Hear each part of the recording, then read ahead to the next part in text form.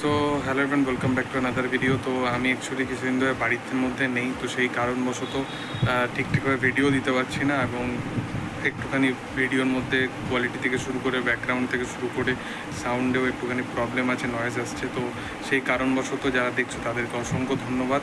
এবার যদি কথা বলি কিছু লেটেস্ট আপডেটস নিয়ে, তো প্রথম যে আপডেটটা নিয়ে কথা বলবো সেটা হচ্ছে যে জুনিয়র এনটিআরের আপকামিং ছবি দেবরাকে নিয়ে। তো দেবরা বলে ছবিটা গত শুক্রবার দিনকে মুক্তি পায় এবং প্রথম দিনে এই ছবিটা প্রায় 82 কোটি টাকা ইন্ডিয়া থেকে কালেকশান করে ওভারঅল অল ল্যাঙ্গুয়েজ থেকে।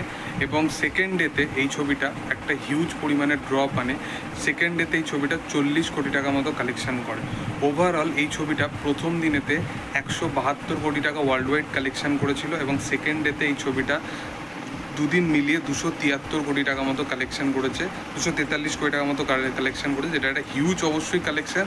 কিন্তু কালেকশানের মধ্যে একটা ড্রপ অবশ্যই দেখা গেছে এবং ছবির রিভিউ থেকে শুরু করে ছবির রেসপন্স অনুযায়ী সেরকম ভালো কিন্তু ছবিটা রেসপন্স পায়নি বা রিভিউও খুব একটা বিশেষভাবে ভালো কিছু পায়নি। সেই কারণ ওয়াইজ অডিয়েন্সের মধ্যে যে অ্যান্টিসিপেশনটা ক্রিয়েট হয়েছিল দেবরাকে নিয়ে, সেটা একটু প্রবলেম দেখা যাচ্ছে। দেখার যে সানডে অবধি কতটা কি জাম্প আনতে পারে। তো সেকেন্ড যে আপডেটটা নিয়ে কথা বলবো সেটা হচ্ছে যে গতকালকেই মিঠুন চক্রবর্তীর আপকামিং ছবি শাস্ত্রী, সেই ছবিটার একটা গান এসছে, গানটার নাম হচ্ছে হে শাস্ত্রী বলে। এই ছবিটায় মিঠুন চক্রবর্তীকে আমরা দেখতে পাচ্ছি এবং তাকে ব্যাপক লাগছে, তাকে অ্যাজ এ শাস্ত্রী হিসাবে। এবং গানটার যে ভাইব এবং ছবির যে সাবজেক্ট সেটার সাথে গানটা দারুণ লেভেলে ম্যাচ করছে। এবং এর সাথে সাথে মিঠুন চক্রবর্তীর যে চরিত্রটা, সেই চরিত্র যে ক্রিয়েশনটা সেটা ব্যাপক, মানে সে যে ইম্প্যাক্ট ফেলতে পারছে প্রত্যেকটা মানুষের মধ্যে শাস্ত্রী হয়ে। এবং অনির্বাণ হচ্ছে তার মানে বলতে পারো সাঙ্গপাঙ্গ হয়েছে। তো মানে দারুণ হতে চলেছে সিনেমাটা, কারণ এই সিনেমার ভালো ভালো অভিনেতারা আছে এই সিনেমার মধ্যে এবং এই কাজটা দুর্দান্ত হতে চলেছে। আমার কিন্তু পার্সোনালি এই গানটা বেশ ভালো লেগেছে। এর পরবর্তী যদি আপডেট নিয়ে কথা বলি, তো গতকালকে রণবীর কাপুরের বার্থডে ছিল। আমি এটা নিয়ে আলাদা করে একটা ভিডিও বানাবো রণবীর কাপুরকে নিয়ে, সেটা আগামী দিনে আসবে, কিন্তু এই মুহূর্তে সেটা করাটা ঠিক হবে না।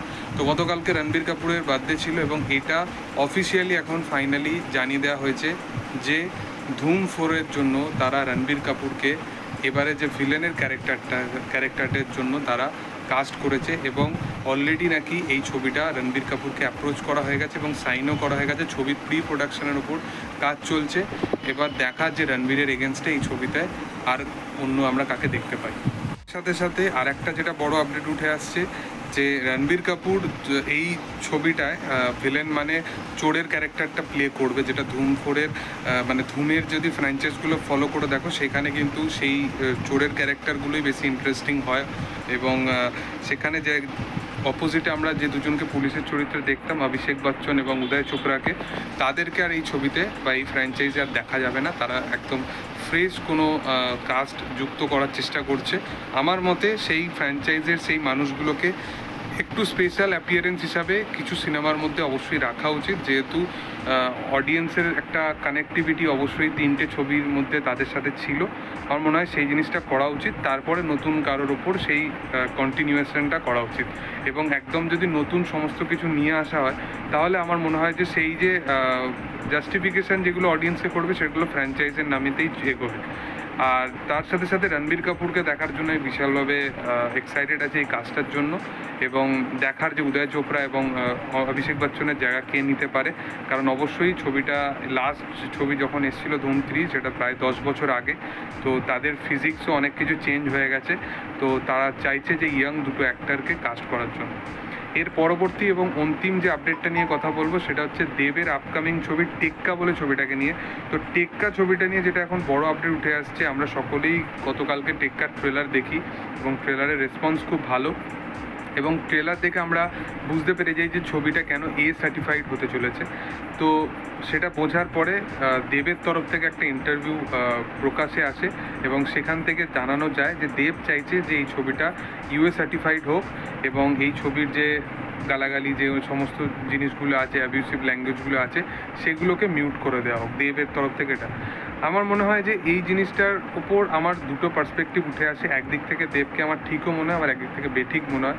প্রথম বেঠিক এই কারণে লাগে কারণ সৃজিত মুখার্জির যে ডায়লগ রাইটিং হয় বা তার যে লিখন হয় এবং তার যে ক্যারেক্টারগুলোর মধ্যে যে রনেসটা থাকে, যেখানে একটা হিউমার থাকে, যেখানে ওই গালাগালিগুলো দিলে ওই হিউমারটা বা ওই সিকোয়েন্সগুলো বা ওই ডায়লগগুলো খুব একটা আলাদা রকমের একটা চার্ম উঠে আসে, সেই জিনিসটা কোথাও গিয়ে একটু হলেও মিসিং থাকবে আমার মনে হয় যদি মিউট করে দেওয়া হয়। এবার অন্য দিকটা যদি দেবের এন্ড থেকেও এ করি, দেব এত বছর ধরে একটা স্টারডাম মেনটেন করে চলছে এবং দুর্গাপুজোতে সে তার ফ্যানেদের জন্য সিনেমা আনে এবং তার ফ্যানেরা তাকে ভরসা করে সেই সিনেমাগুলো দেখতে যায়। এবার এই ছবিগুলো যেহেতু বাচ্চারা মানে সব ফ্যামিলি সহ যেহেতু দেখতে যেতে পারবে না, যেহেতু বাচ্চারাদের এন্ট্রি অ্যালাউ নেই, তো সেই কারণবশত কোথাও গিয়ে সেরকম একটা সাটেল অডিয়েন্সও সেই জিনিসটা দেখা প্রেফার করবে না। তো সেই অনুযায়ী দেবের ভাবনা চিন্তাটা হয়তো এদিকে যেতে পারে। কিন্তু আমার মনে হয় যে ছবির রনেসটা রাখা উচিত। সব ছবি যে ইউএ সার্টিফাইড হবে তার মানে এটা নয়।